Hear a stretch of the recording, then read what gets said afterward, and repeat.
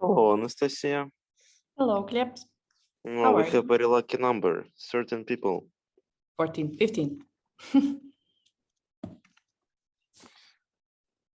Eduard Lipinskis, shade. Hello, Gleb.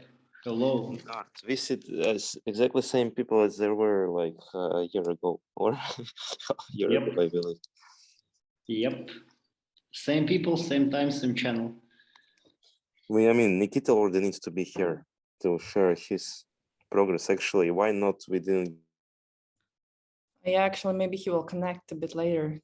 Who knows? Because he was writing that. Yeah, it will be quite fun to listen to Nikita about his progress, since he made like a lot of progress in like recent months. So it will be quite fun because me and Glebs and Dennis are like old men that will like tell stories from our past, and that's it. I really want to start now from the story how Deniss fell from the bicycle. I think this will be the intro. Dennis, you fell from bicycle? Yeah, he sent a video in general how was his first ride with Eduards, where he fell. Yes. I remember that time. It was pretty fun. We need to watch it. It will be fun. It's not that epic of a fail. Believe me, you and me saw Dennis fail a lot harder once. But we also will get to that probably.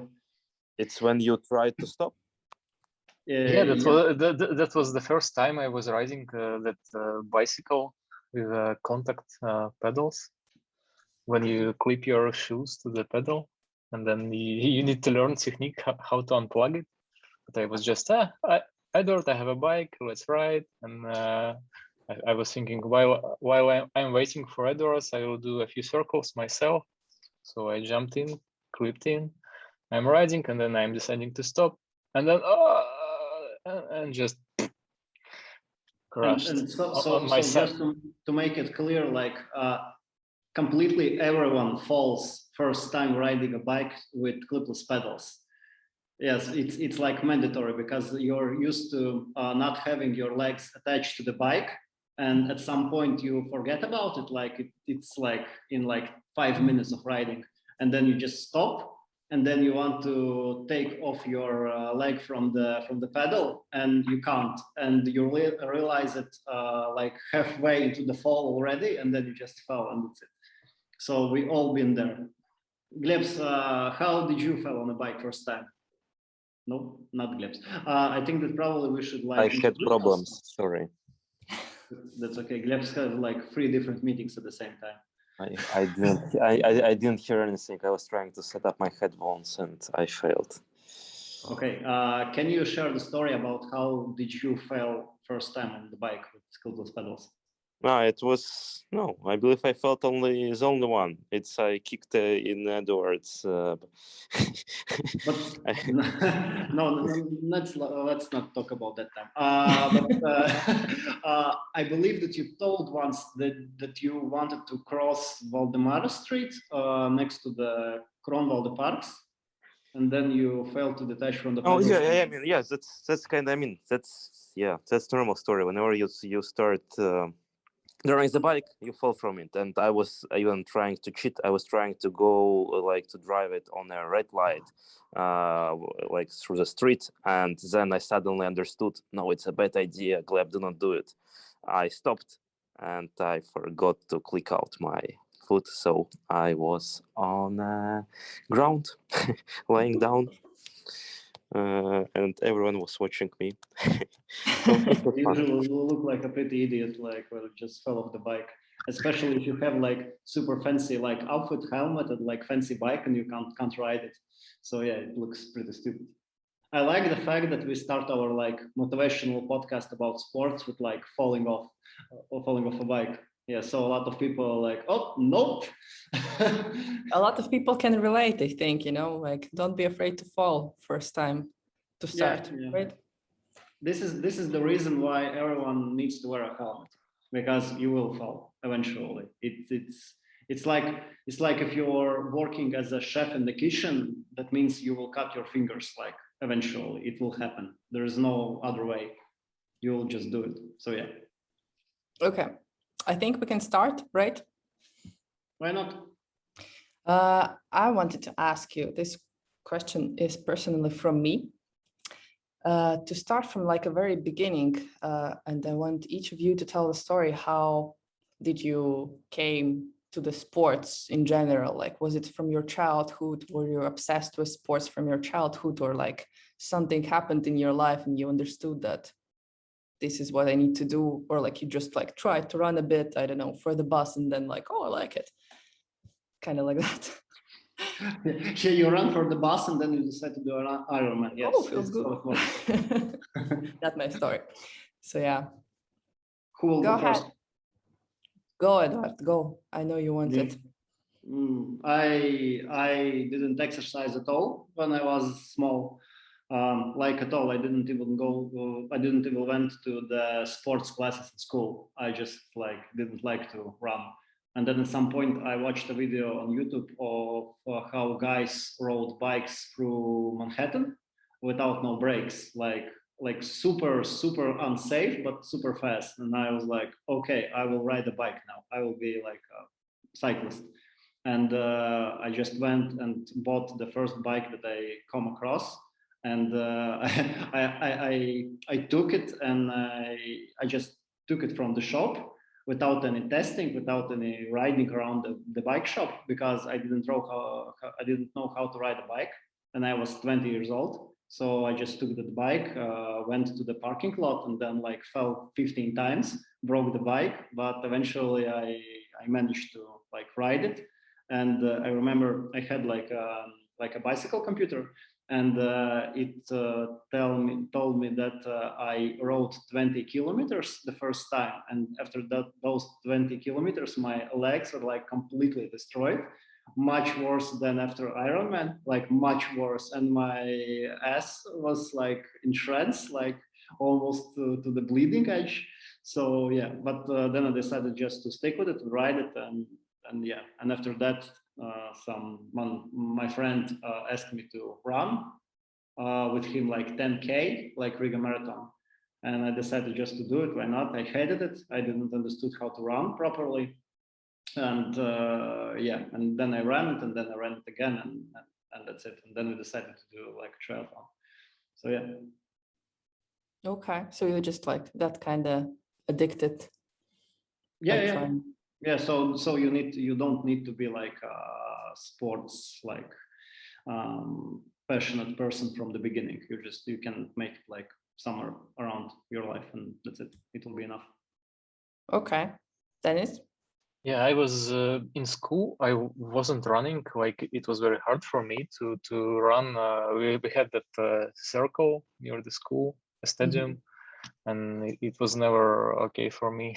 Very hard, out of breath, and so I gave up on the sports. And then I went to the university. And then at some point, I ended up going to the gym where I was lifting weights to build a nice body.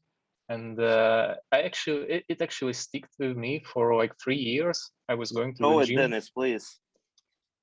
Sorry? Show your body. No. This is not that kind of a podcast. Yeah, this is for another podcast.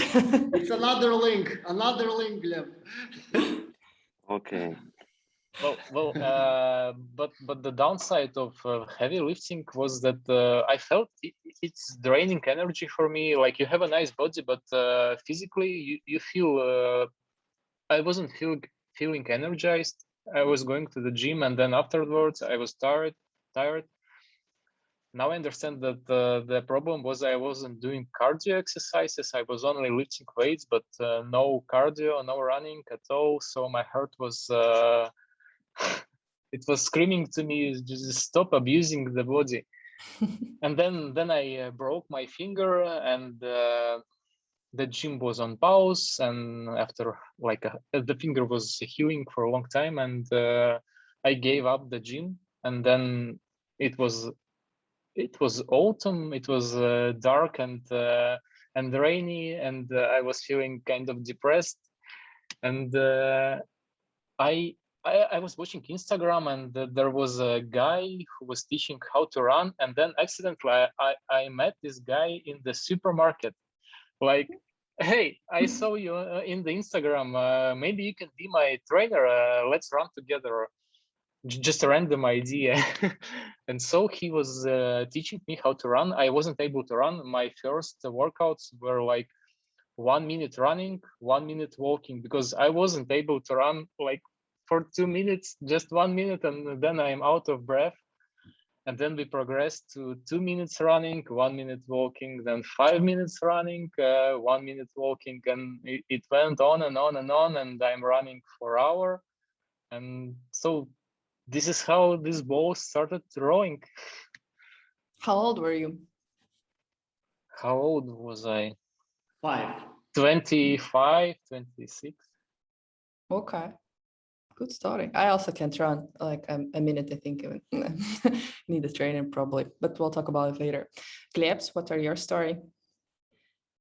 Yeah, nothing too special. I mean, sport was one or other ways there in the life, and then but what I recall is that I was hate.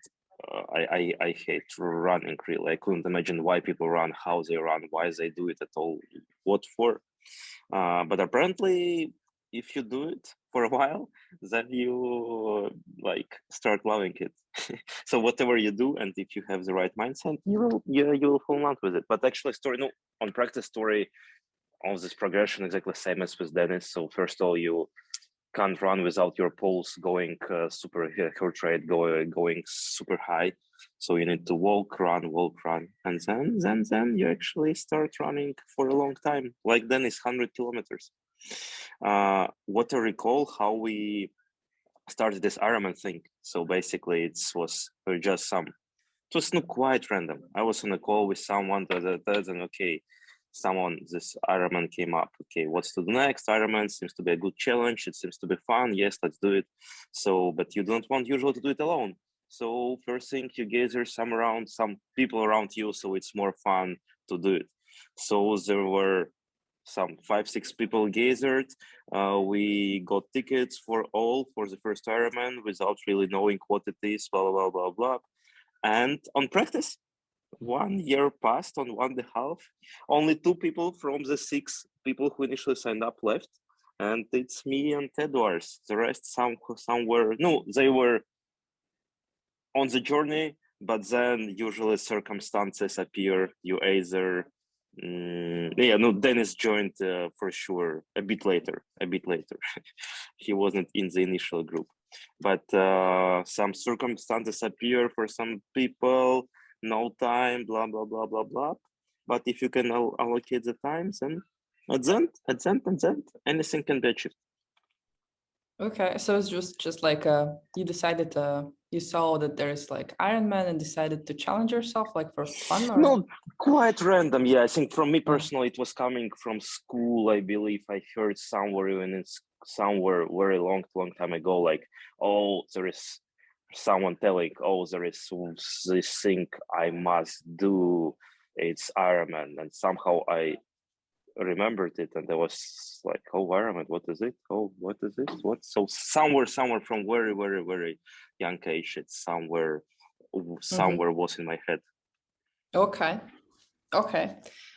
If we have already started to talk about Ironman and it's like the main topic of our podcast today, let's get to the questions that people asked. And one of them is how much time you had to prepare, how long you have to prepare to be able to participate in Ironman and like finish. How long you were preparing for it? Well, it depends on the condition from what you start. For example, if you're already like Olympic runner, then probably 5 minutes. Now let's talk about exactly like each of your conditions. For each of you, how long it was to start to prepare? Well, if you think about it, then we all have had like some previous sports, like stuff in our lives. So basically, we didn't start like from the complete beginning. So I was in cycling, Deniss was running, and Glebs, I believe he did like CrossFit or something. No idea. Well, and after that, we decided to train, and I believe it took us around a little less than a year before we were like semi-confident that we can like pull this off. But we are now talking about the half Ironman distance.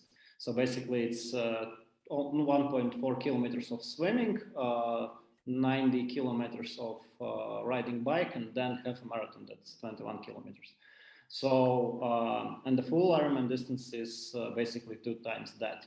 So you need to train like 2 times as long, well, plus or minus, if you want to like have like normal result without any like trauma.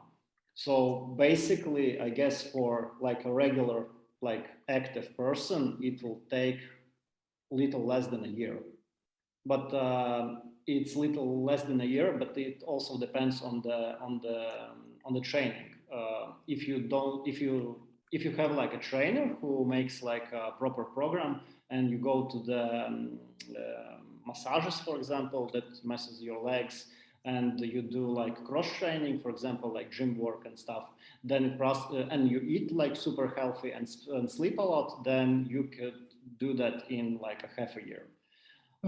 If you do it just like for fun without any like reasonable like strategy or planning for your like training, then it could take longer than a year.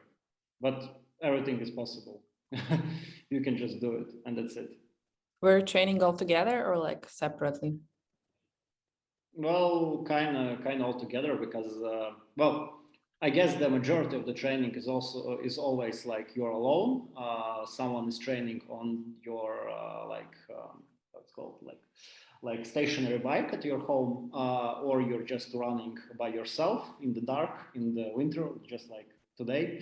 But if you have like a longer bike ride, it's usually like 3-4 hours, or you have like a longer like running training session, then you probably need to have like a lot of people together, because it's like it's easier that way, because if you're running alone, then you like have that desire somewhere in your head just to like stop and not do the training, because no one will see it, like kind of. But if you have like a lot of other people around, then you're like you're basically you're confounded to those people. And for example, like anytime when I run, for example, Glebs, it's like always I want to die and just like stop running and continue walking. And Gleb is like, давай, let's hurry up, like 5 more times, and that's it. And like each time takes like 20 minutes. Like, yeah, okay. So yeah, and always, for example, when we ran with Deniss is always like unhappy with my, or like when we are cycling, Deniss is always unhappy with my cycling pace, because I usually ride a bit faster than it's comfortable for Deniss. But yes, this is how it goes. But for example, but Deniss is also every time keeping it up with us. And I guess if Deniss rode alone, then he wouldn't like keep up this high pace. Probably, Deniss, probably. Who knows? But yeah, training in a group, it's more pleasing. Let's put it that way, because you know that other people are suffering as well with you. Okay. Let's talk more about the trainings exactly. Like, what was the program, and what exactly, how often, how big distances, how were you training? People except for Eduards are also welcome to talk. Sure. Yeah, no, it's really about. Okay, I just wanted to add that. Yeah, it's really it's all about health. I mean, you for sure.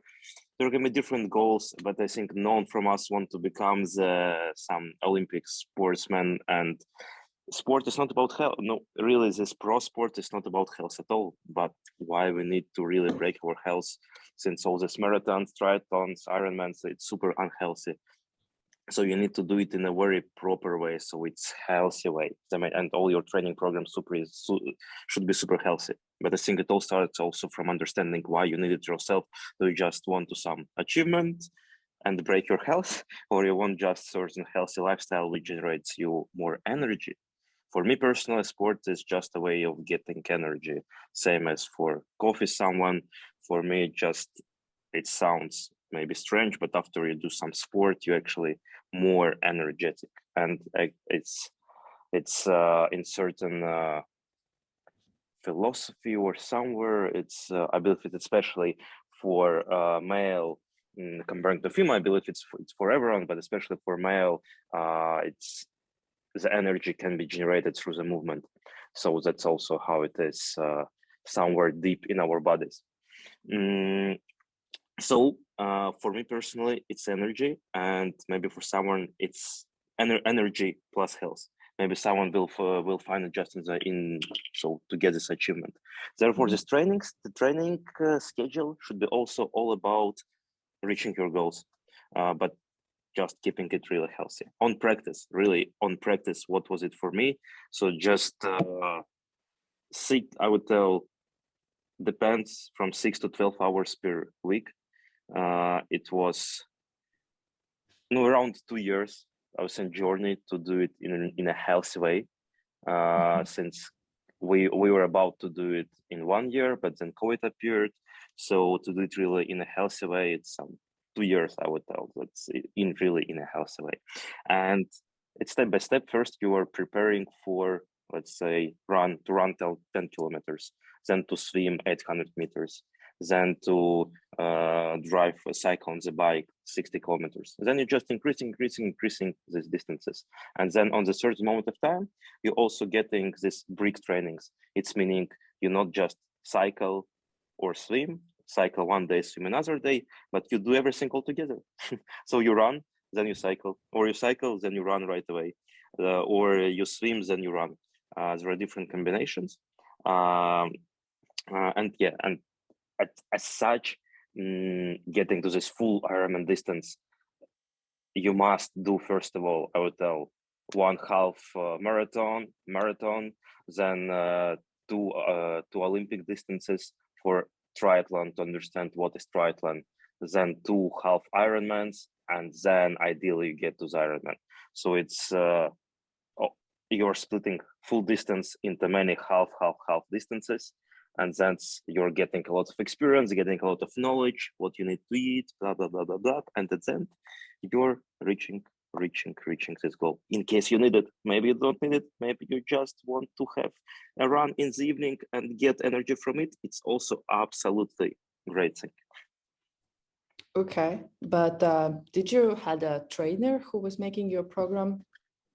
For me, yes. I mean, I personally had all the time. It's helped me. If you're accountable, like same as, let's say, in our development work, we have Jira ticket, Jira ticket, we need to complete it. For me, trainer was setting a task certain, and I feel I need to complete it. So I had a trainer, he just was telling me exactly what to do every week. And was it a I was person just who has completed Ironman as well? Well, the strange thing isn't no. He was on Olympics in different, like he was in this pit like when you do 5 things, not 3 like in triathlon, but doing 5 things altogether. Wow. But I mean, Eduard did very well without the trainer. Deniss, I believe, in most of the cases as well. But I would warn people not to do it without a trainer. It's not the right way, because you can like really mess up your body. Better to have a trainer. And I believe the best trainer for Scandiweb, just for €5, you can get it from Eduards, from Deniss, from me as well, your program. So just reach out anytime. We'll be your trainers. Training team, Scandiweb training team. Nice. Yeah, I was using a software. You could be the first Ironman girl that is in Scandiweb. Imagine that content. Imagine a lot of training. No? But yeah, Deniss, you were talking about the software. Awesome thing. Yeah, please share. I was using for running, I was using Strava, and they have a plans where they have a certain structure, like when you're into sport, you understand that workouts have a certain structure, that there are long workouts, high impact workouts, and the low intensity workouts, and then they have that plan for, let's say, for half a marathon or for a marathon, and I just followed the plan. And when I got a bike, I have a stationary bike. When you put a bike in the machine, which create resistance, so that it can make you push the certain power, the desired power, and that way you regulate the effort you're pushing, and then this connects to the software where you have a certain intensity, like you ride easy for half an hour, and then there are high intensity intervals, 1 minute, and then 1 minute rest, etc. So I use the software because I understand the basic of the workout structure, and then the software helps me to generate the plan, and I was using it. But then I had certain problems. Let's say when you're riding for a long time, I had a back pain when we were riding for 4 hours. At some point, I just started having a back pain, and I wasn't aware what is it and how can I mitigate it and from where it is coming. And then I went to the physiotherapy, and they explained me that I have a weak core muscles, that my back hurts because my core muscles are weak, and we started working on these core muscles, and then you don't compensate with your back. So at some point you have some problems, and then you reach out to professionals and they help you. But just to start, the basic knowledge of the workouts and just online plan is absolutely enough. And the professional trainer with a lot of experience wouldn't bring you much value at the beginning. Absolutely, you need it when you are reaching a high results and you want to improve these results. You need the trainer and his expertise, but just to start. Okay. And I see people in chat are asking about Strava plan. For those people who don't know, Strava is like a fitness app that records your activities and then posts it on the wall, like on the Facebook wall. Basically, it's just like a Facebook, but only for training. And there is like a free version and there is a paid version. And only in paid version, I believe it's available to get the training plans that are customizable to you. In free version, there is no that kind of option. So yeah. Okay. Great. Then anybody can start anytime. Also, there was also just another program. Dennis, what's this? One Strava and one Training, where you cycle. For cycling, there are many. The Sufferfest. I'm using Trainer Road.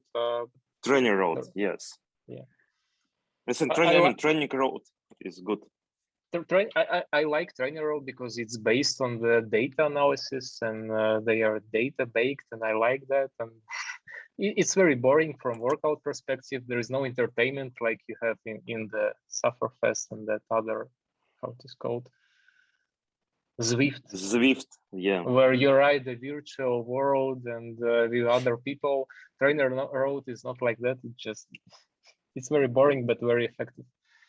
Yeah, but basically there is like a Zwift app, but that basically is like a video game, but like a driving game. But instead of like using like a joystick or like a keyboard, you're riding your bike at home. That is like placed in like no idea how it's called. Like guys, help me. Like a trainer, a trainer which creates a resistance for your back wheel. Yeah, so basically the idea is that you in that game, in that virtual world, you're riding with other people. And for example, if you have like a hill, then the bike will like feel like if you're going into the hill, like it will be harder to pedal. And if you go downhill, it will be like super easy to pedal and you can like overtake people. So basically just like a video game, but you get like fitter, like playing it with other people online. And you can also like chat and scream and like and do whatever. So yeah. This software Dennis mentioned, basically, it's so simple. You go there, you just choose, I want triathlon, I want half triathlon, I want Olympic distance. You just click it, and that's it. Whole program is right away in your telephone, and it's for running, for swimming, for cycling, for everything. So just few button clicks and you get a professional trainer. And it's, I believe, some €10 a month or something like that. Okay, cool. There was another question about the minimum gear you have to participate in Ironman and ideal gear to do it. So what do you need exactly? Nothing. Almost. The Bicycle. cheapest bike. Bicycle, and that's it. But indeed, I mean, you just need a bicycle, simple bicycle, and that's it. No, kind. If really wanted, you can do it with minimal stuff. I have a friend who just had a bicycle for comparatively some €200, and that's it. He didn't have any other equipment. It was in a warm country, so he didn't need a suit for swimming. Yeah, and no shoe. You have shoe. Almost really all of us have running shoe. That's like minimum stuff. But whenever you start doing something, it's going some extra. You want more, and as such, equipment it can cost like bicycle can cost some crazy bicycle 20,000. Like it can go from super minimum to super maximum, and it's almost unlimited. Just how deep you are in this triathlon. And if these people who are like investing so much in equipment that they're already like super crazy. Triathlon is their only life goal becoming, which is very, very, I would say also, no, maybe not the best spot where to be. Maybe you can find other goals in life. But is it like make a big difference if you have like a bike for 200 or for 20,000? Like, will you? I don't know. For us, really, no. For all our, I believe where we are, but for some professionals, yeah, it makes big difference on a big distance. Yeah, that's from me. Well, I guess the idea is that you can like spend like minimum amount of money and buy all the things that you need. For example, it's a bike, a swimming suit, and like some running gear. And then you will pay like, I don't know, some around €1,000, for example, for that all. And basically you will be set. And then you can like get fit and complete the distance, and your time will be like X. And then you can invest like 10 times more, for example, a lot of money, and you can buy a bike that costs 20,000, and that bike will ride like 10% faster. Basically, that means that in the distance of 200 kilometers, it will be like somewhere around like half an hour faster. Like, is it worth it to buy like a bike that's expensive to have like 30 minutes off? Like if you're competing with yourself, probably not, because you will be the same level of fitness on any bike. The bike will just be slower. But if you're competing with other people that also have those kind of expensive bikes, then probably you should do it. But usually the sponsors pay for it, like usually, or like I don't know how people like manage to do it, because it's like super expensive. It could be like, it could get like really, really, really expensive. For example, like the expensive bike will cost like 20,000. The running shoes will be like 1,000. And like you need like to have a trainer at home for your bike, and it can cost like €20, and it also can cost like €2,000. So basically, there is no limit.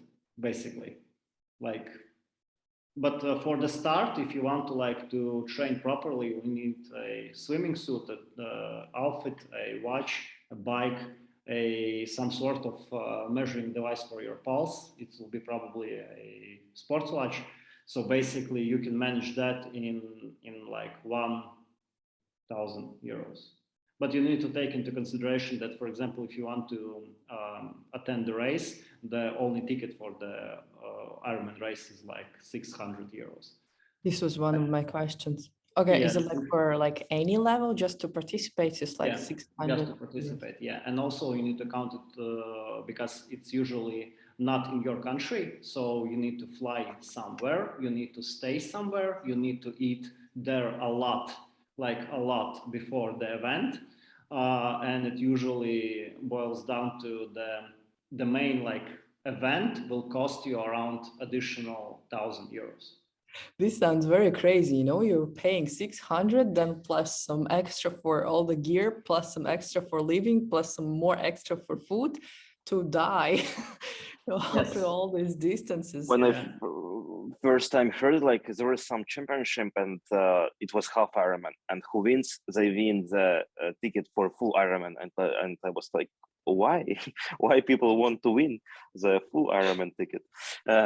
Actually, ticket they are. It all depends how fast you buy them. I think it's a bit cheaper for full distance. It's if you buy it really timely, I believe it's some 400, 500, but for half distance, it can be 200 if you buy it time, like one of the first ones.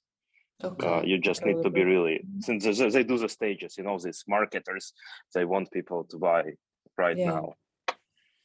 Okay, how much each of you spent for the preparations and the gear? Okay, we got about like the tickets we don't count, but to prepare for the Ironman, let's talk about like, I don't know, trainers and gear, some food, or no, not food, but this, which we will talk about later as well. Halva is the best, Eduard. It's share on halva. Well, it again depends on how much do you want to spend. For example, there is like you need to eat something while you're running. Usually, this we will talk later. Yeah, I have this question, but let's talk money. Let's talk money. Okay. Boots. Сколько? So you want to hear the number? How much did I spend for the training? Like around to participate in Ironman with all your preparations and what you spent for your gear. You can sell like the whole number without the ticket. Honestly, I didn't even like count it because it's too painful. But I guess somewhere around like but we count like extra food that I need to eat, right? Yeah, you're counting the food which you're using while the race. Oh, that food. Okay. Yeah. Because usually if you have like 2 training sessions per day, that you can burn like up to like 5,000 or 6,000 calories per day. And let's not talk about like the food which you're spending eating during the training, but about the race. Somewhere around like 2,000-3,000. Okay, Dennis. And it's the cheapest way. It's the cheapest option that you can have. Okay. Wild. Well, I think that the biggest expense is a bicycle, and I was very lucky to borrow it. So running shoes, but again, to ride a bicycle, you need a helmet. Yeah. You need those shoes which clips to the bicycle. You need shorts with soft bottom so that you're more comfortable riding it. Watch. I had a watch like it was like 6 years watch, nothing without color or screen. Yeah, the food is expensive. A good food is very expensive. Those gels I was buying for Edwards, for me, for another person which was participating, and I paid like €100 just for gels for the one-time event for 3 of us. So, okay. but again, while you train, you don't need those expensive gels. Why they are so expensive? Because they are very packed with calories, which are good for your stomach, so that they will stay in once you ingest them. And then that's very important. question as well about the food and stuff. Okay. But I can tell you the number. It's very hard to calculate without. Okay. Some ongoing cost for me, I mean, monthly ongoing cost for me was, I believe, some $200 maybe around, since you need to pay for some trainer, for some, you don't need to pay for the running, you need to pay for the gym, for the swimming pool. So it was around like this ongoing monthly cost. But it's also can be really cut, for example, for the summer. Where you swim in a lake. Where you run outside. Where you cycle, you ride outside. And really, I think, the biggest this cost for Ironman is bicycle, and they're really super flexible. Yes, I mentioned my friend got it for 200, and he completed half Ironman without any problems. Just there was one story that his tire broke and he was driving 20 kilometers without it, but bicycle was good. It's just bad luck. Okay. But also need to point that you don't need to like spend like 3,000 euros like in one go to just participate in it. You can like buy it like through the year, because Yeah, for of course, we're talking about like the complete number for all the training. Yeah. Usually you just buy like running shoes that are like 100 plus minus euro. Then you buy food, and then you just bike parts, and that's it. And then eventually, if you get to the summer, then you need a swimming suit that costs like 200 plus, and to the no limit, and that's it. So basically, you can spread that payments like through the year, and it's not that painful. So yeah, of course. And in the end, when you have all of that gear, basically there is like some time when you don't need to like spend any money on it, because it will be there. Okay. Next question. Would you participate in Ironman again?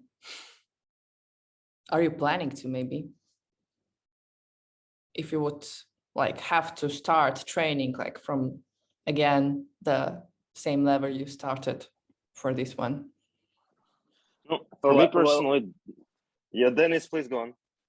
Okay, well, I'll tell you my story. I was preparing for the full Ironman distance once Gleb invited me, and I thought, okay, yeah, let's do it. And I was preparing for the full distance, and then I started realizing how big of a deal it is, and the volume of training I was doing. And then I started consulting. I did the physical test in the laboratory, in the Olympic laboratory we have. They checked my heart, and I started realizing that back pain, that I have weak spots, and that wouldn't be really healthy for me to do this race this year.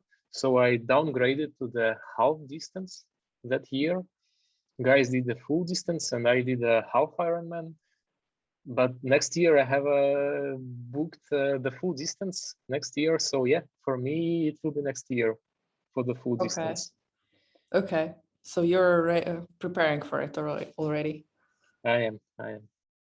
Okay. So someone can join. So there is a group. There is Dennis. There is Nikita Noaks. Artur is very active in the chat. Maybe he wants to join. Who knows? Okay, Gleb, what about you? Theater.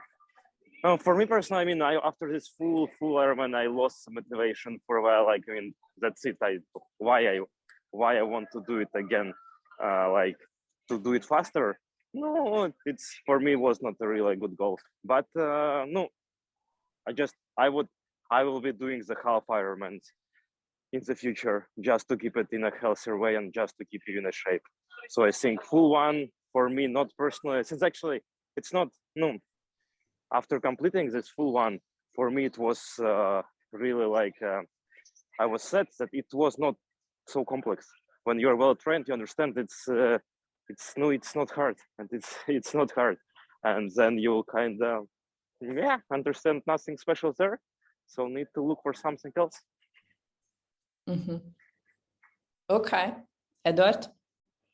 Well, I can bet you like 20 euros that Gleb will participate in full Ironman in like 2 years. So everyone is lying. Well, the thing is that you spend so much time in training that basically it becomes like a part of your life. And then there is like that recovery period after the race when you can't like do any sports activities at all. Like your body is like completely destroyed. And then you realize how much time do you have. Like you don't need to wake up like 5 in the morning to go for a run, and you have like opportunity to meet with your friends because you don't need to like ride like 200 kilometers on a bike on weekends, and that's it.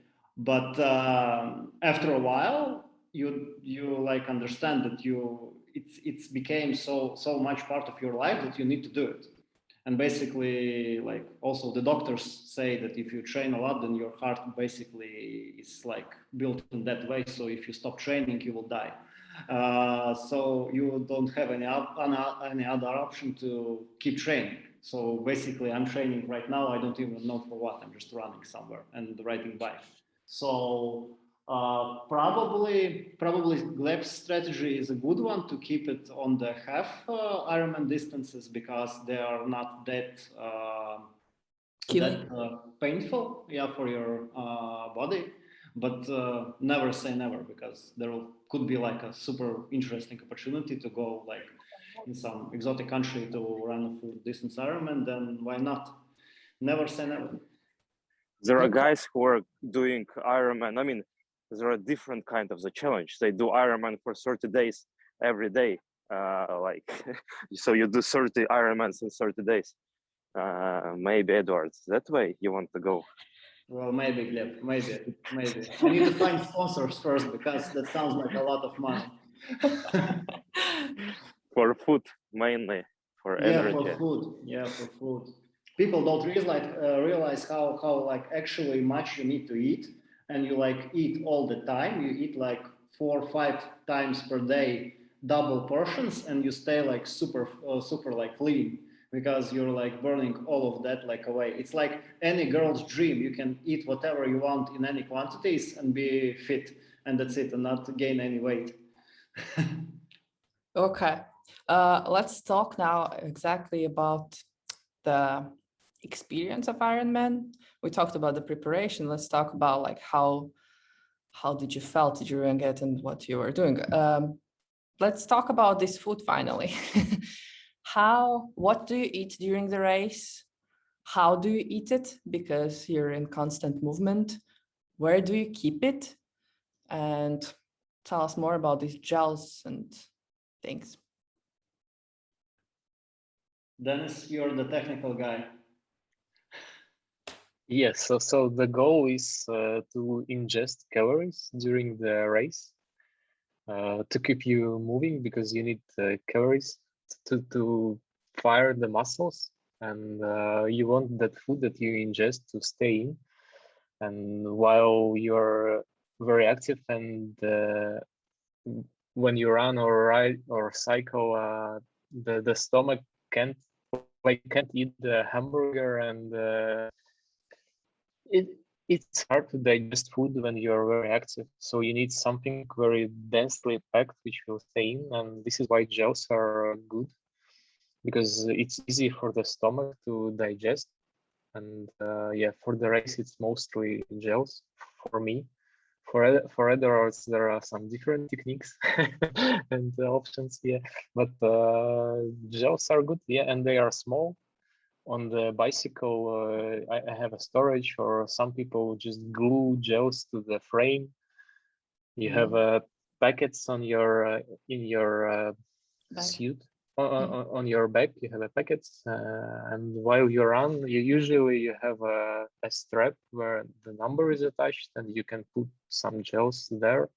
And also on your back, once you change your bicycle to your running shoes, there is a pocket with all the items you prepared, and you just refill.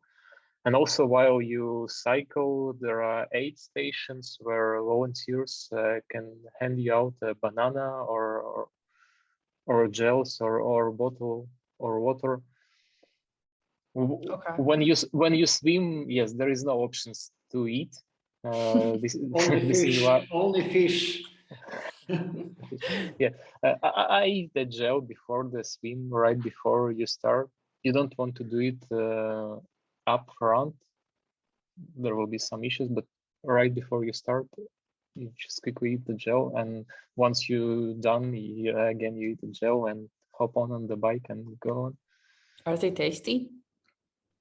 The ones I use, they are tasteless, but it's a little bit sweet. But if you compare to other gels, they are, you can say they are tasteless. But there is a great variety you can have.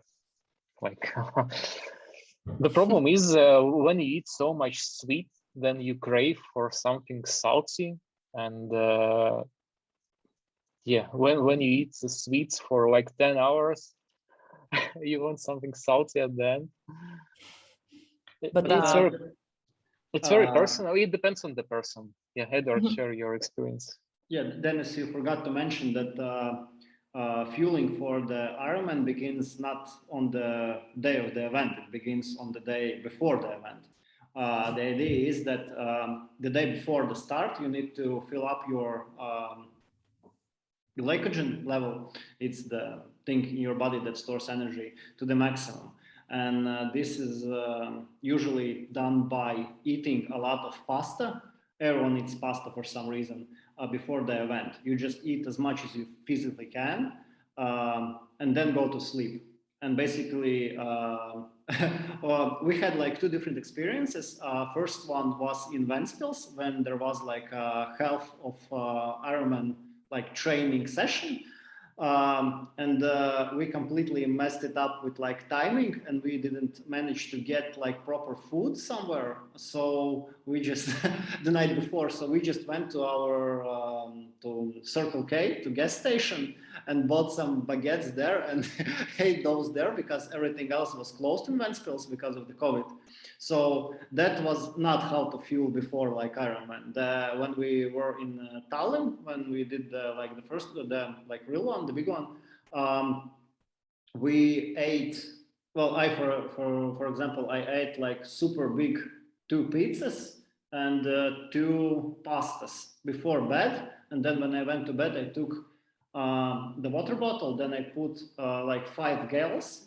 Those gels where you eat when you ride a bike, and then I just drank those. And I was laying in bed, and I was feeling like how physically heat was going from my body, because it's like super much calories inside.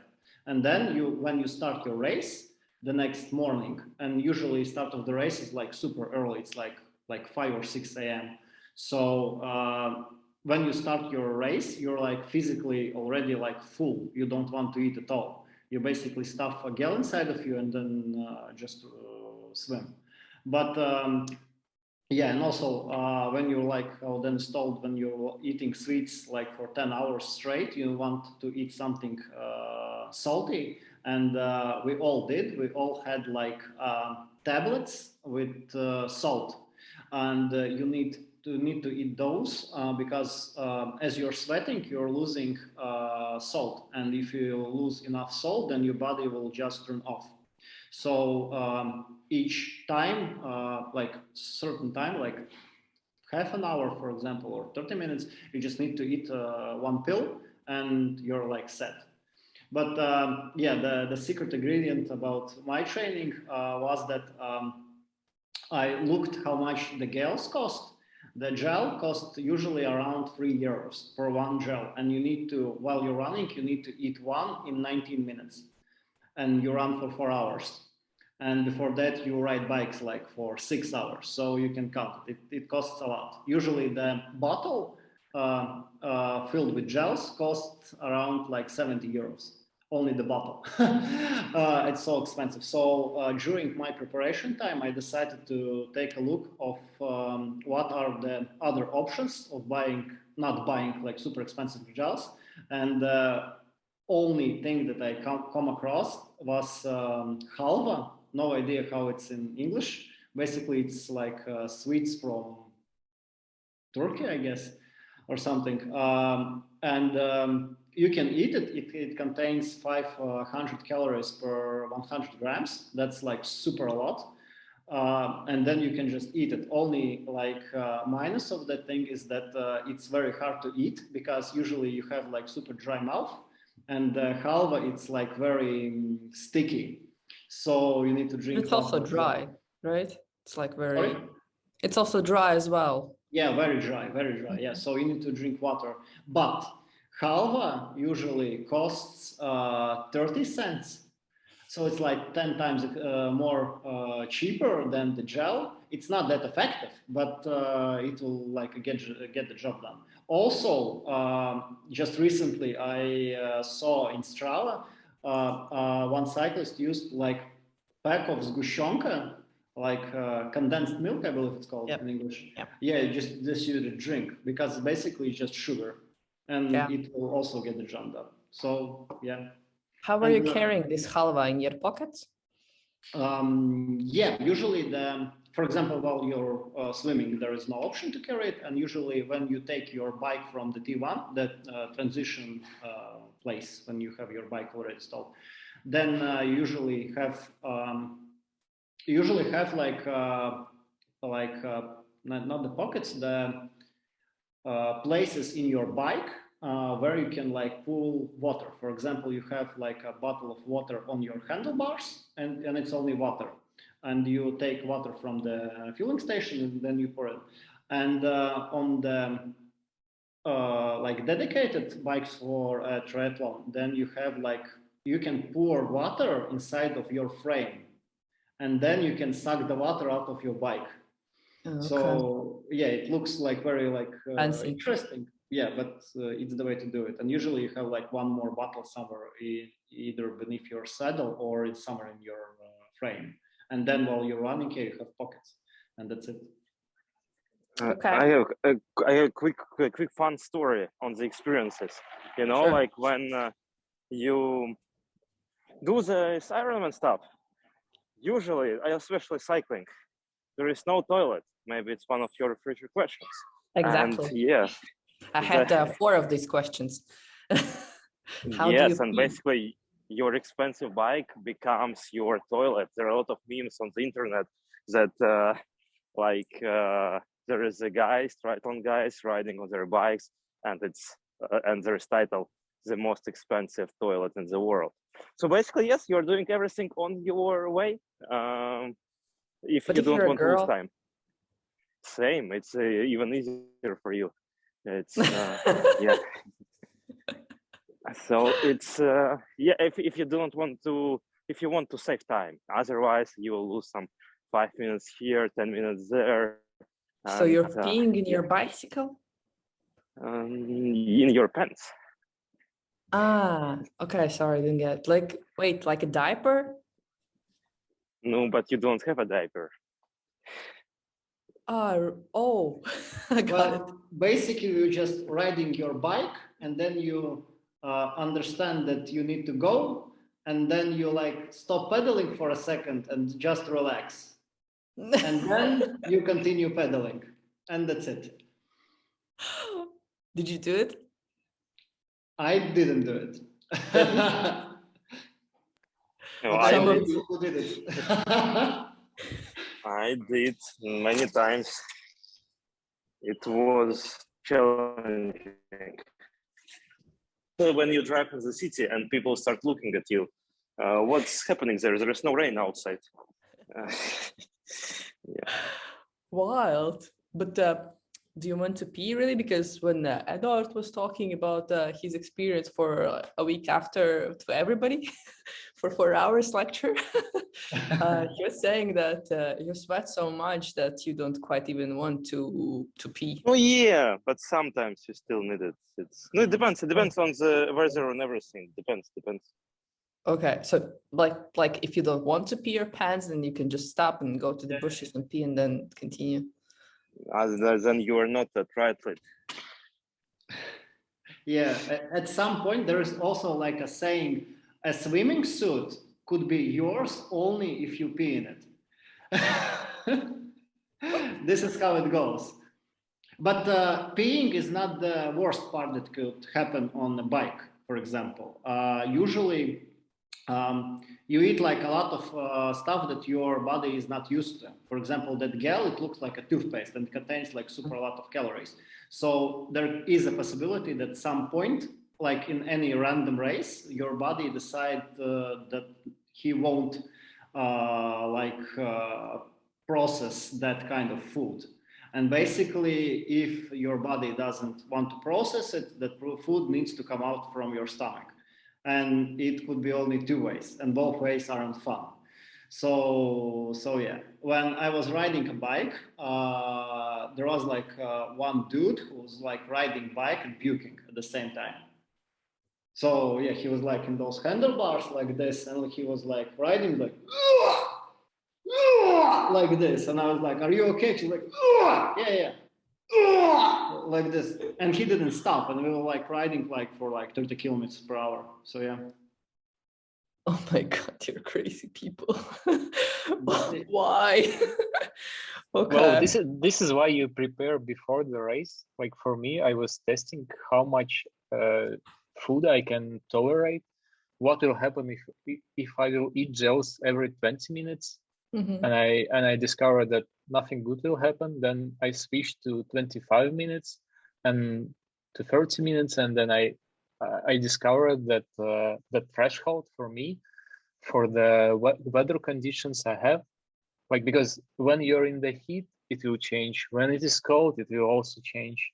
Mm-hmm. And about the sweat rate and salt ingestion, the same. I did like 4 hours workout at home. I waited before the workout. I waited all the liquids I drink during the workout. And then after workout, I waited again and calculated how much sweat I lost during the workout.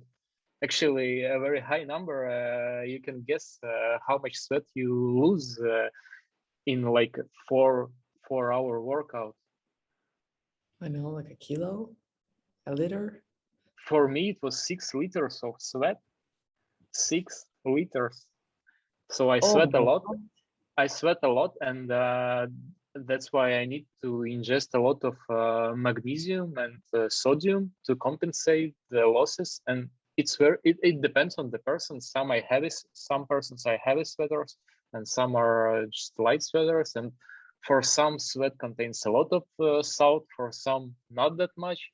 So it's a process of figuring out. And yeah, in triathlon, it's a fourth discipline: swim, bike, run, and food.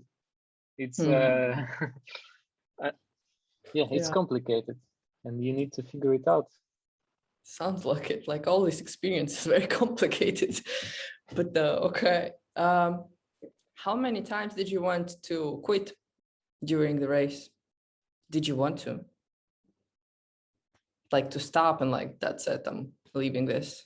Not like during the race, because if you are already there, then you probably realize that it took you a lot of money and a lot of time and a lot of like pain to get there. Like, and this is not the place to quit. There was like there is always like in big events the point when you don't want to be there, but usually you just need to like hold on, and that's it. Well, for example, in marathons there is that so-called the wall. It's around 3 hours mark. It's basically the point when your body completely digests all of the calories that are stored inside of the body, and it switches to burning fat. And at that point, if you're running, you're just feeling like you're just like no energy. Like in a second, you're like completely plugged off. So that's the wall in running. In Ironman, it depends on the conditions when you like ride. For example, we rode like half distance in Ventspils, and it was like super sunny, and it was like unbelievably good weather, and it was like super pleasing. In Tallinn, we rode bikes. It was like plus 15 and rain, and you need to ride your bike for 6 hours in your like underpants. So it's not that pleasing. Of course, there is like an idea that, oh, I might not do it. I might get like some injury. I might fail because the roads are like super slippery. But at some point, there is like that point when you understand that, okay, for example, if I'm running right now like on the kilometer like 20, and I have like 5 more hours until the cutoff time, because there is a cutoff time on the other Ironman. And for example, if I even break my leg, then I can just like crawl to the finish and I will make it. And then if you have that realization that no matter what that you will finish, then it's probably like it's just okay, just a matter of time. But for me, I guess there wasn't any like idea or in the middle of the race or like I don't know. Okay. What also important to understand that as such you do all these long events in a very moderate pace, so you don't do them on the maximum. That's why you train. So all this long distance, it's happening on your really pace, what you like. So it's just happening for the long time. So overall, there is a statement that it's not distance what's killing you; it's the pace killing you. So you just do it in a relaxed pace, and it's not like you are struggling all the time. You do all the struggles on your trainings, and on this event you kind of enjoy it. Okay. But did you do like while training, like the full Ironman just for a training, or you weren't like this whole distance? No? What come again? So what for the full distance?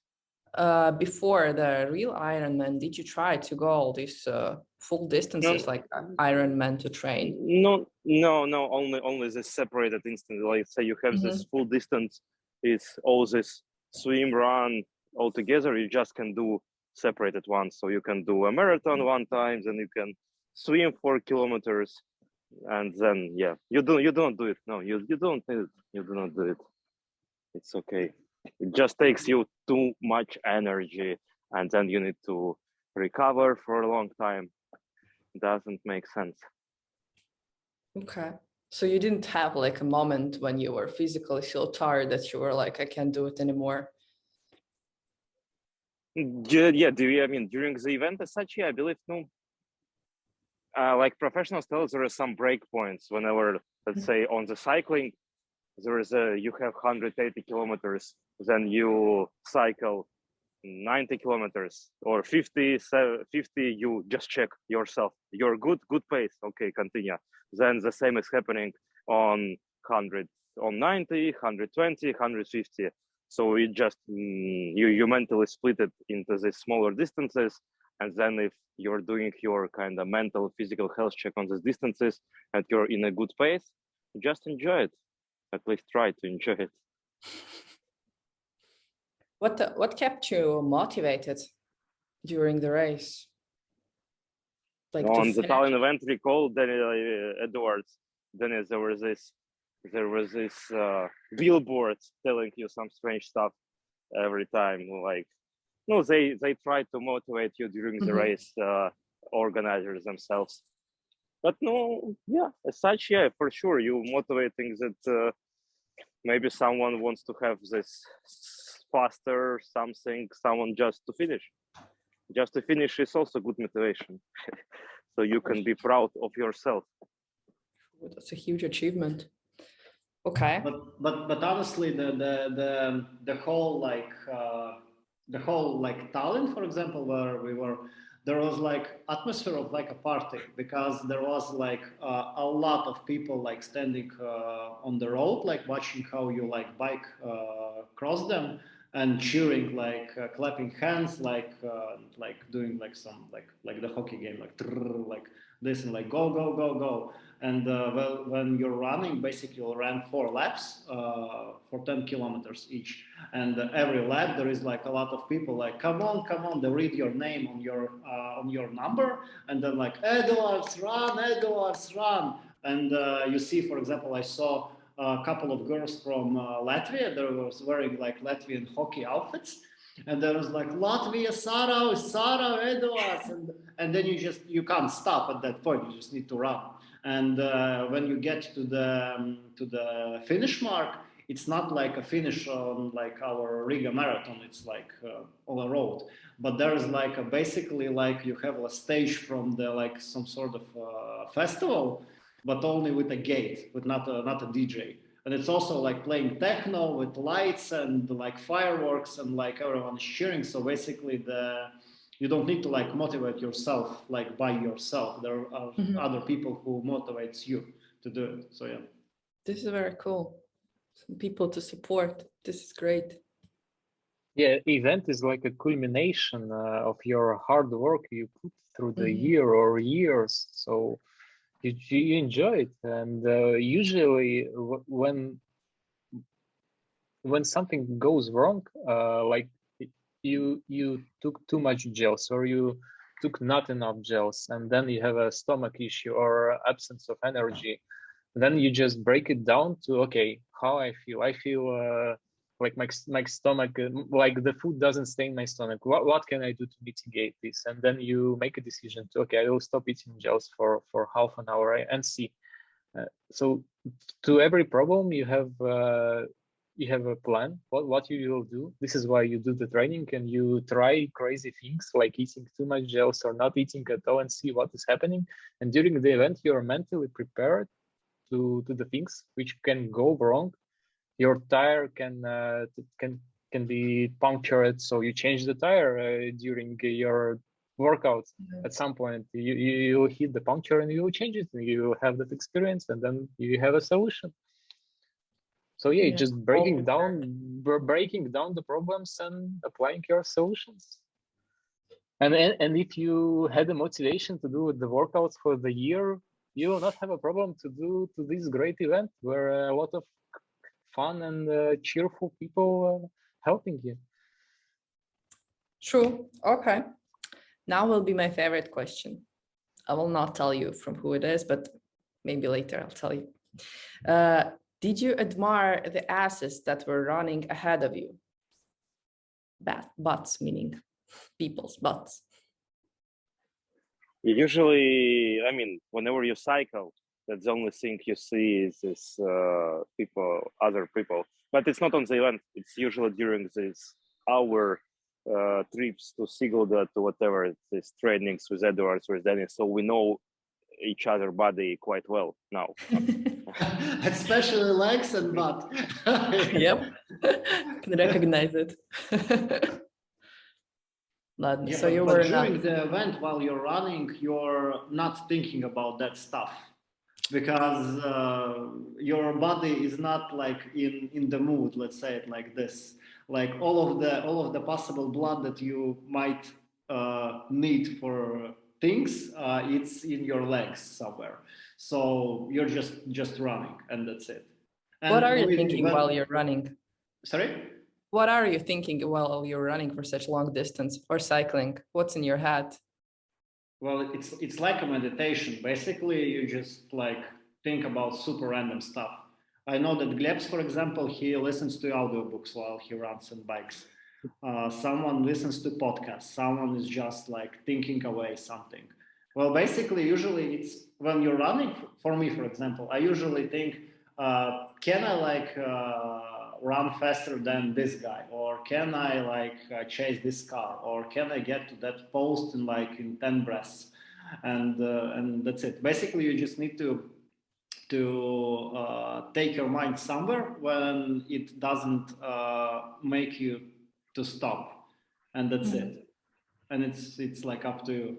Dennis, what are you thinking? You're just like counting numbers, praying? Well, for me, it's like a flow state, especially when you run and when you swim. Like I remember one time I was swimming, and in the doesn't matter where I was swimming, but the people on the side were cooking meat, and I was swimming, and I was imagining how I eat that meat, because the smell of the meat every time I came out of the water, I feel it, and I was like dreaming about how I cook the meat and how I eat it, and the physical my movements were completely on auto. I was just dreaming about something, and I find myself the same for running. I can run and just be somewhere else in some cases, but in other cases, I like to feel my body.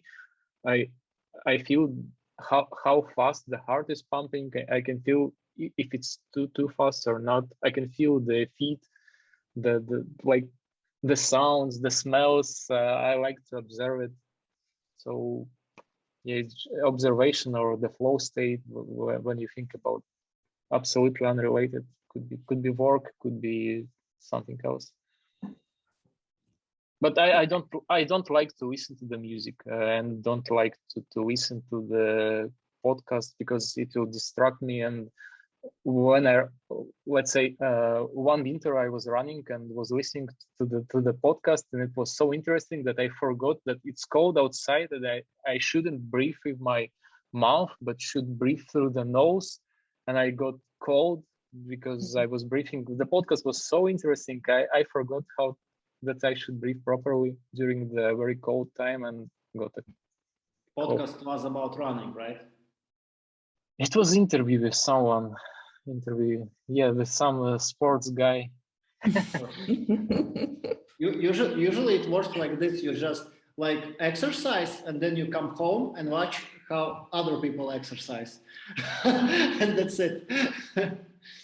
When I do the workout at home in the trainer, I usually watch interviews or videos from the conferences, work related, to distract me from 4 hours.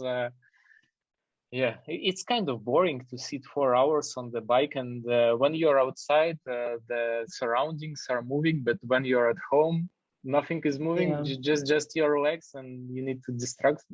I watched the series, the whole series, a few seasons of movie just while riding the bike.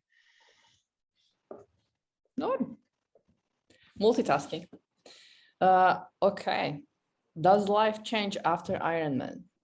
Philosophical question. As I already told, there is like a point after Ironman when you can't train and you realize how much time there is in your life. Because usually if you train like 2 times per day, like almost every day, and training sessions is like longer than 1 hour, and basically it takes a lot of time after your life. And after Ironman, you just realize, first of all, that how much time you're spending there. And the second thing for me, it was that it was like not the finish. It was like a couple of days after that.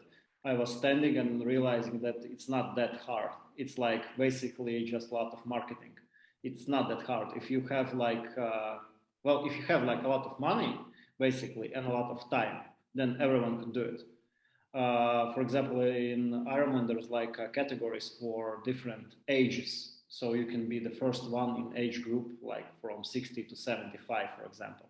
So if like a 75-year-old can do it, then it's not that hard. Well, yeah, that was my realization.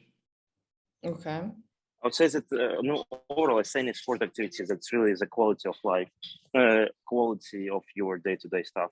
It's any sport gives you certain peace of mind, and it's like a meditation. So yeah, I think quality of life, that's really important aspect what sport can change in any life. Okay. Should we move to our next question? Dennis? Yes. Okay. What is your next goal after Ironman, and have you added this skill to your CV? Not me asking this question. I'm just asking, but no, I didn't write them. No goals for me. I know, actually, I have goal. Marathon under 3 hours. That's what I'm now aiming for. That's my goal. Okay.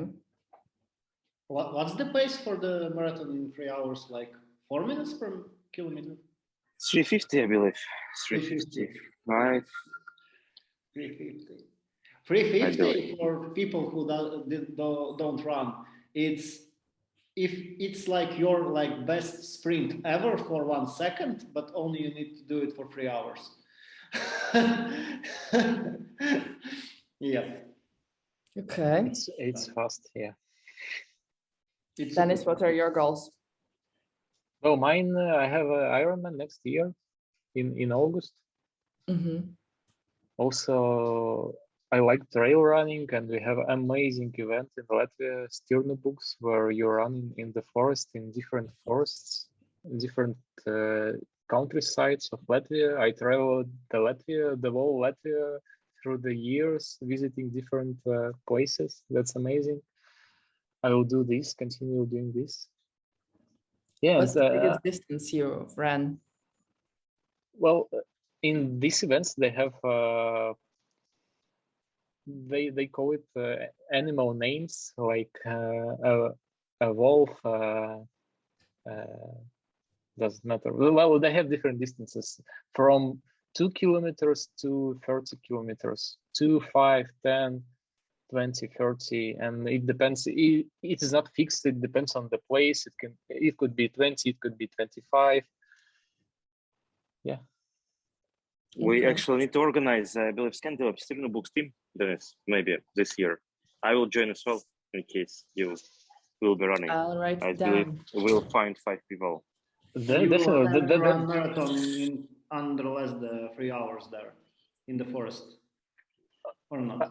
I like forest terrain a lot if we compare it to the road races, because it's more entertaining. It's you have hills, you have different views. Well, on the road you also have different views, but in forest it's more entertaining, and you should be focused, because if you relax, you'll catch a rock and will fall.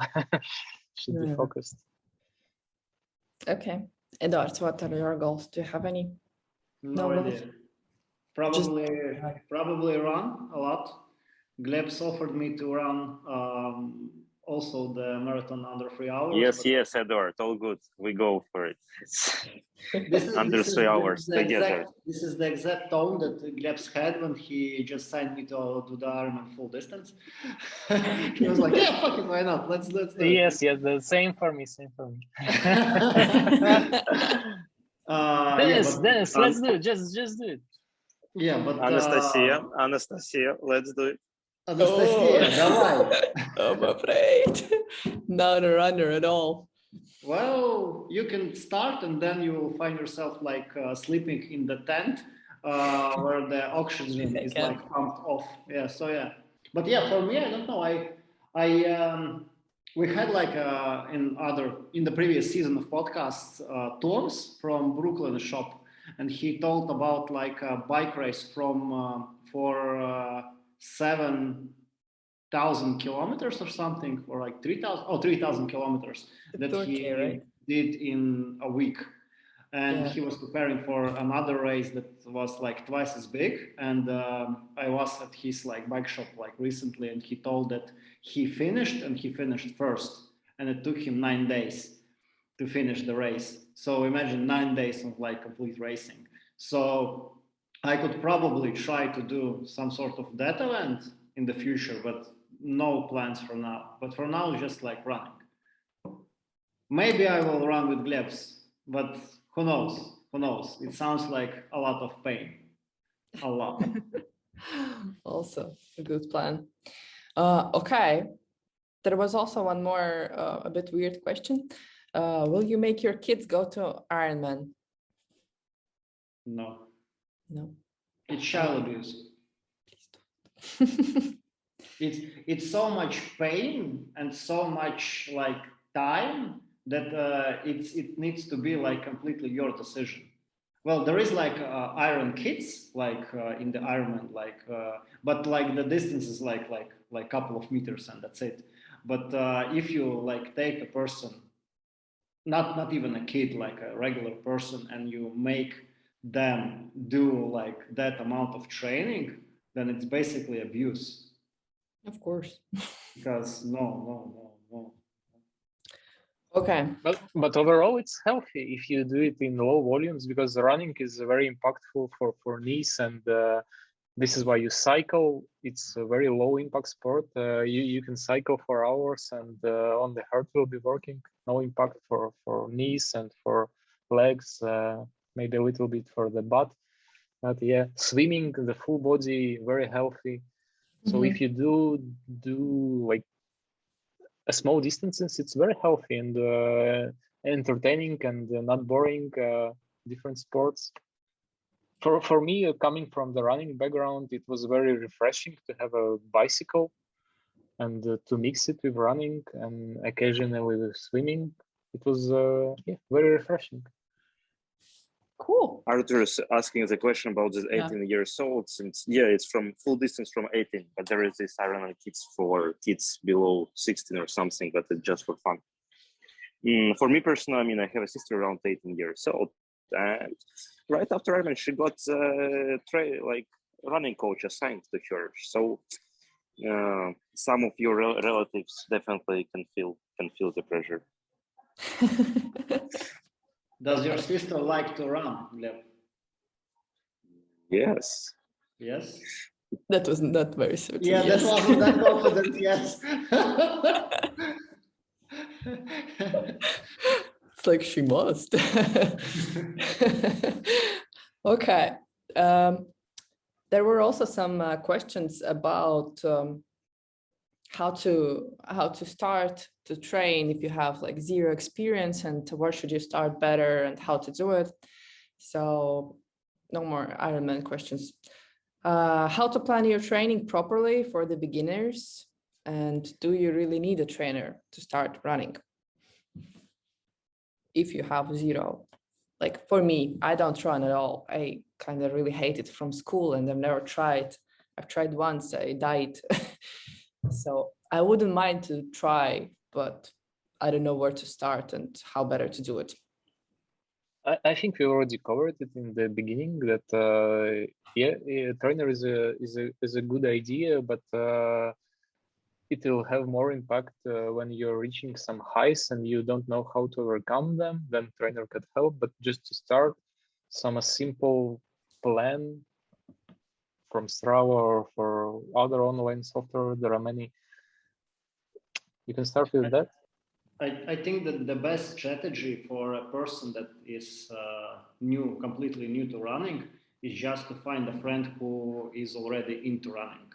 Because as Gleb told, you will have like someone accountable, because if you like decide that you will run with your friend like a couple of times per week, then you need to show up because you already like agreed. And that person who is already running, he knows a lot more about running than you. So he can like consult you with like some advices, like for example, don't like do that or do that.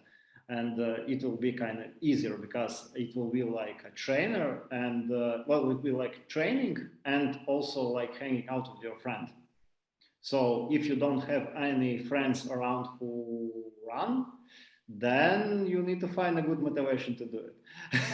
Maybe you're fat, maybe you're like unhealthy, maybe you just like have like a bad relationship and you need to go outside a lot, and like no matter what, you can just start running. But don't run like your first run like 10 kilometers under 1 hour like everyone does, because believe me, it takes like a couple of months to do it in that time frame. Usually you just run super slow, like even fast runners, like 80% of the running volume is done on the super low pulse. It's like up to like 130 or 40 beats per minute. Usually it's if you don't have like a fancy watch or something, you can do the talk text. For example, you can run, and if you can talk like in full sentences without having like a breath like this, then you're probably set. If you are talking and you have like a breath like this, then it's like 150 and 180, and after 160 or 180 you can't like talk at all. So keep it like low and steady and just like do it, and that's it.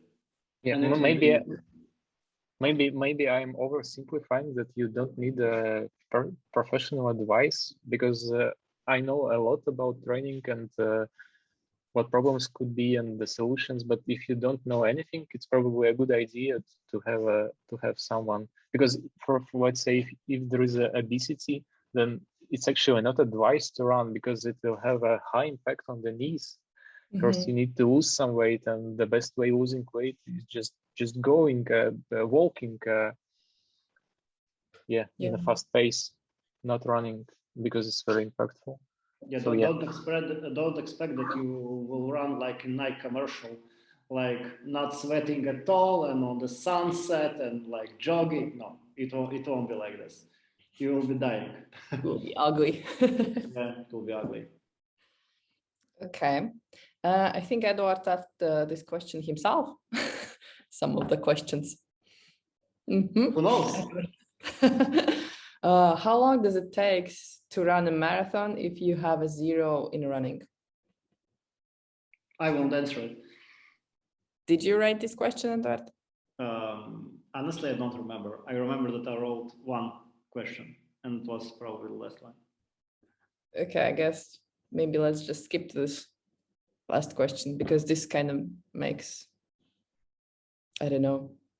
No, how long does it take to prepare to run a marathon if you are on the 0 level? Let's say like that. Let's phrase it like that. 2 years in a healthy way, I will tell. In a healthy way, really. If 0, 0, 0, complete 0. No, I mean, what means run? I know then year. I mean, anyone can really walk it, even tomorrow. Yeah. Okay. And the last question from Eduard. Yes, it's for me. Do you cycle in winter? Do you run in winter? Is that yes, I wanted people to hear that question because a lot of people think that there is like a summer when you train and there is like a winter when you don't train at all. But honestly, if you stop training for a winter, then you will be basically starting almost from the beginning in the next season. So it doesn't make any sense. So everyone is running during the winter. Someone is running on the treadmill at the gym, and someone is running outside on the streets. And common thing that people ask is like, oh, it's like so cold outside. How can you run when it's so cold? But basically, it's not that cold. When you run, you like make heat, so you can like run in like basically a shorts and like a hoodie, like for like if there are outside temperatures like +10 and you'll be like sweating. So it's not that hard. We have like a couple of photos with Glebs when we ran out. It was like -29 or something. I don't even recall. It like was super cold, but you run and all of the moisture that you have from your breath, it gets on your like beard and you have like completely perfect white beard because it's like super cold. But it didn't felt cold. You understand the fact that it's like super cold, but you're like, okay, only like 2 or 3 layers of clothes. So, and cycling in the winter, it like depends. For example, like Glebs and Deniss, they choose the way for training at home on your bike. And I bought the trainer. I rode like a couple of times and I understood that it's completely not for me. And I was just like, whatever, I will just ride bike in the snow and that's it. So yeah, you can train all the time. Yeah. So there is no like real reason not to do it. Okay, that was actually a last question. So maybe some of our listeners have any question. You can either unmute yourself and ask or write in the chat. Or maybe you guys also have something to add or like to highlight. Eat halva. It's the best thing ever. It's always true and eat halva. Yeah. Yeah, but basically, if someone wants to participate in like an Ironman or like in some other like different like sports activities, then you should probably just do it or at least try, because the hard it will be like only for like start period. After that, it will be like just your new normal life. When you like live, you can eat whatever, you can like drink, and well, you won't want to drink because your body is like saying to you that you don't need it.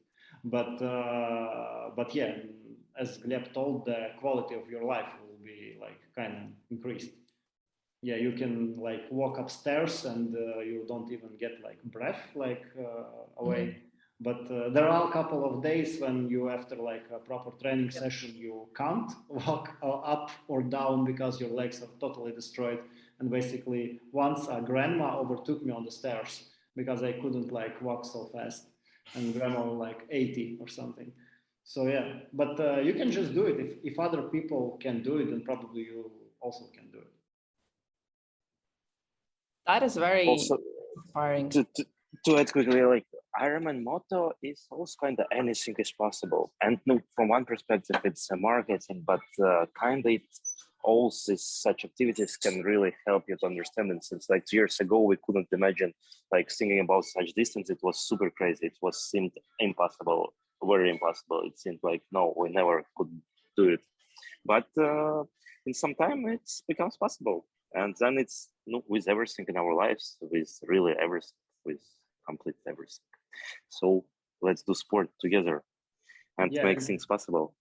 And the best part is that you can find any information about any question that you have, like online for free. In like any form, you can find in the video form, in podcast form, in a book, or in some blog. Like every question that you can come up with already is having an answer in the internet. Like you just need to Google it. Like takes like 5 minutes, and that's it. So yeah. Or we can ask you as well.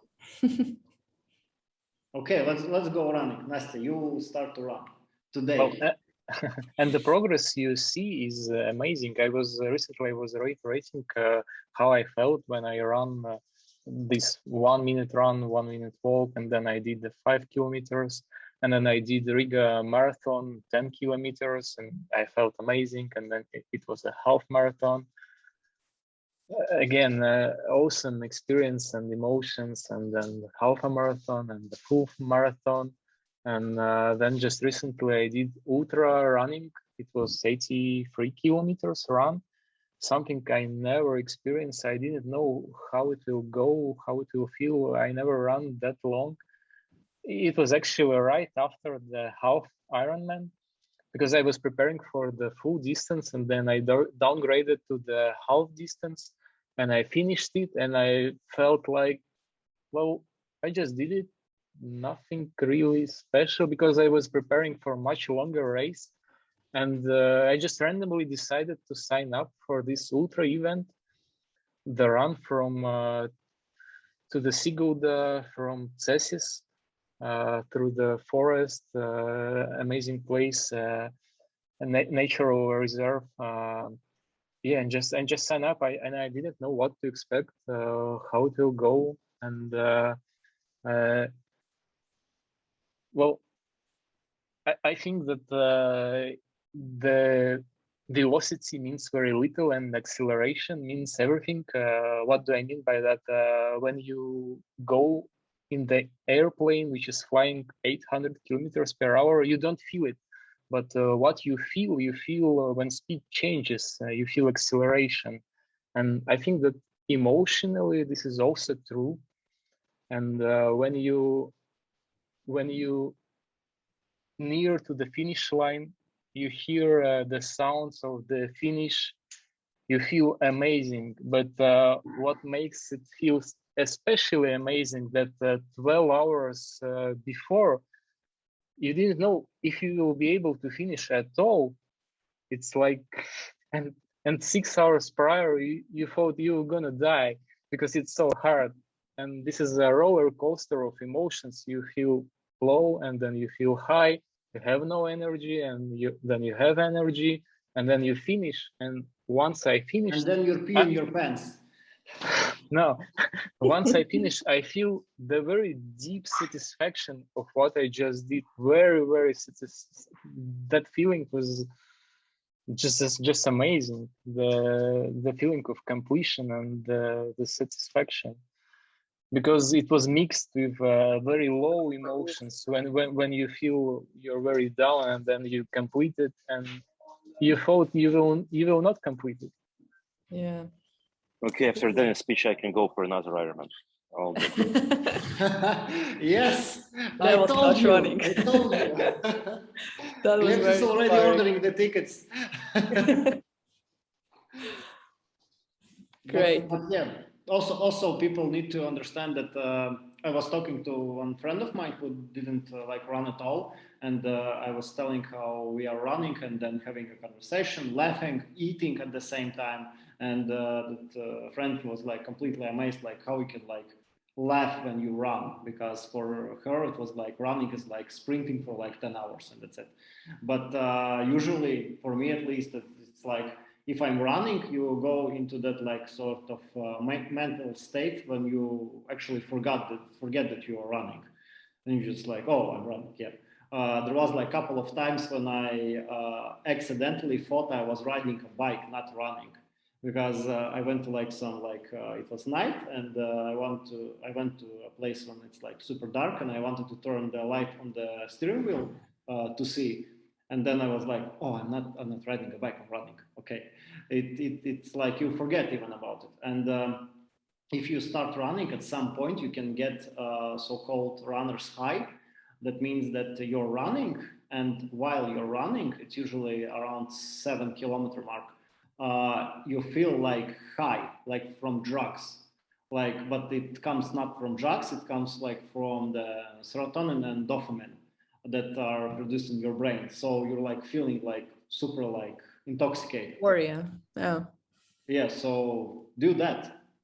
It's healthy, sort of. Don't do something. drugs. Do running. Yeah. Great. Okay. We did it. We did it very well. This was very interesting, very fun. And I'm inspired. Maybe I will start running.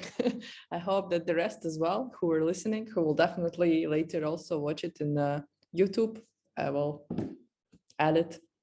Thank you very much for sharing your experience, your inspiration as well, motivation. That was great.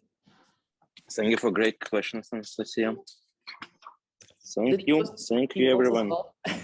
Thank you, everybody, for joining, and good night. Good night. Bye-bye, guys. Bye, Mikhail. Halva and run, and that's it. I mean, bye. bye.